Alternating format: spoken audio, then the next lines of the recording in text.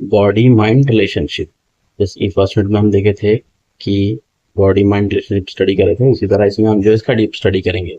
जैसे कि बॉडी के अफेक्ट होने से माइंड पे क्या अफेक्ट होता है, या माइंड के अफेक्ट होने से बॉडी पे क्या उसका अफेक्ट होता है, ये स्टडी करने वाला है। जैसे मेंटल फंक्शंस का आपके फिजिकल फंक्शंस पे क्या अफेक्ट होता है, और फिजिकली कुछ करने से आपके मेंटल फंक्शंस पे क्या अफेक्ट होता है, इसे कहते हैं बॉडी माइंड रिलेशनशिप। इसको जो है दो तरह से बोलते हैं, स्टडी में हम डीप स्टडी में देखेंगे कि इसे कहते हैं साइकोसोमैटिक, एक हो गया, और दूसरा जो है सोमैटोसाइकिक। ये दो अलग अलग चीजें हैं, इसको हम थोड़ा देखें। पहला है हमारा साइकोसोमैटिक।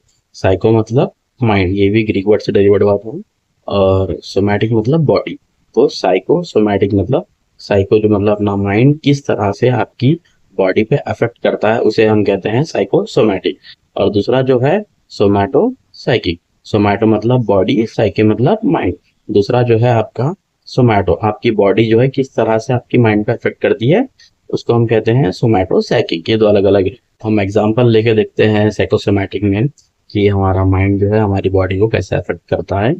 एग्जांपल के तौर पे आपके रूम में लिजर्ड है, ऐसा एक इमोशन जो आपका माइंड मतलब इमोशंस है, ठीक है। तो आपके थिंकिंग है, परसेप्शन है, मेमोरी जो भी है, आपके जो इमोशन है ये अफेक्ट कर रहा है आपकी बॉडी पे कैसे, कि आपके रूम में अगर से लिजर्ड है और आपको ये पता चल गया है, फियर मतलब एक डर पैदा हो गया, आप रात भर सो नहीं सकते, तो इससे क्या होता है आपकी बॉडी पे अफेक्ट करता है। जैसे दूसरा एग्जांपल हो गया है, एग्जांपल के तौर पे आपको पता चला है कि आपके बाजू रूम क्लासमेट या बाजू घर में कोई एक पेशेंट है जो कैंसर हो गया उसे, या एक्सपोजर हो गया, तो वो आपके माइंड पे अफेक्ट कर रहा है, आप सोच से आप सो नहीं सकते हो।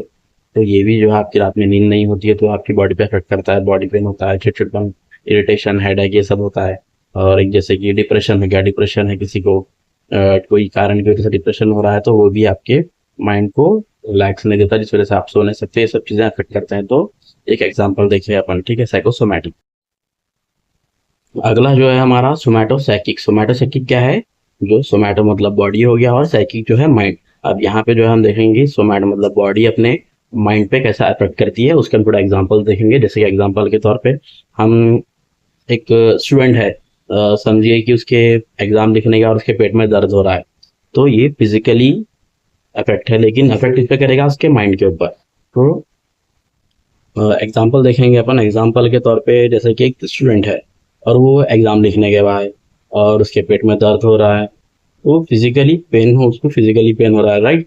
लेकिन ये चीज उसके मेंटली मतलब उसके माइंड पे अफेक्ट करेगी, ये इसका एक एग्जाम्पल हो सकता है।